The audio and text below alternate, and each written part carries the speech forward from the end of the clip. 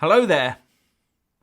As it emerges that the Tory Cabinet is ready to sign up to an extended, transitional, open border with the EU, it is becoming abundantly clear that the members of the Remain-dominated Houses of Parliament have absolutely no intention of delivering Brexit.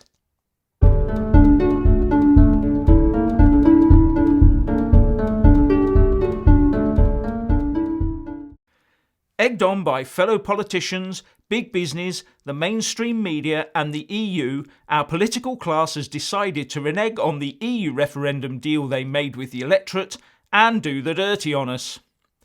Despite David Cameron promising to trigger Article 50 immediately if there was a vote to leave, all that has happened under Theresa May is dither and delay and procrastination. This has given the Remain side ample time to recover and rearm itself with new fear-mongering rhetoric so as to bombard the people of the UK into quiet submission. The way things are now going, we may as well have just installed Tim Farron or Vince Cable in number 10. But that is not what the people wanted and not what they voted for. What we are witnessing is the death of Brexit by 1,000 cuts. 1,000 Westminster-inflicted cuts. John Bickley, UKIP's immigration spokesman, said, "Those that doubt the need for a strong UKIP need look no further than the betrayal of the EU referendum result, which was unequivocal. That is, that the UK will leave the EU and take back control of its laws, trade deals, fishing grounds, borders and immigration. What we are witnessing is the slow drip of these red lines being at best smudged, at worst given away by a weak, vacillating, incompetent and duplicitous Parliament."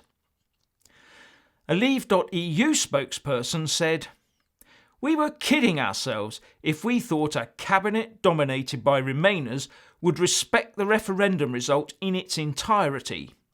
The murmurs of a possible 5-year transitional arrangement compound our fears that the Brexit the British public voted for is in danger of being subjected to an establishment stitch-up." And interim UKIP leader Steve Crowther said, "Since the election, Theresa May is badly holed and unseaworthy, and the Remainer, Philip Hammond, who was on his way out of the door before June the 8th, now sees an opportunity to fudge, delay and obfuscate until the end of the current Parliament to try and get the decision reversed. Every time a member state has voted against the EU's wishes, they have been faced with delays and obstructions which eventually deliver the EU's desired outcome. This has happened to France, the Netherlands, Denmark, Ireland, Greece." As Conservative MP and possible future leader of that party, Jacob Rees-Mogg said, "If we're subject to the rules of the single market and European Court of Justice, and we're paying for the privilege, and we can't do our own trade deals with the rest of the world, we are in the European Union. And with every day that passes, that looks to be exactly what we will end up with. The Remain politicians have been emboldened by a lack of pushback from ordinary people.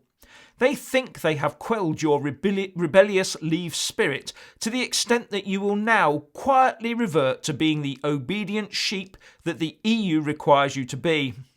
But they have become too used to measuring the people of the UK with their own woefully short yardstick and don't understand that the British people are not wont to openly voice their anger, but when they do, it is something to behold.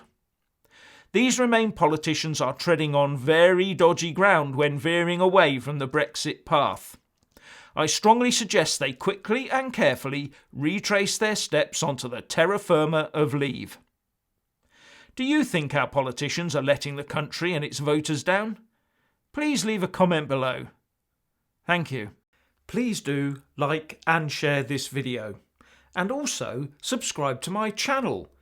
And when subscribing, please do remember to press on the little bell next to the subscribe button.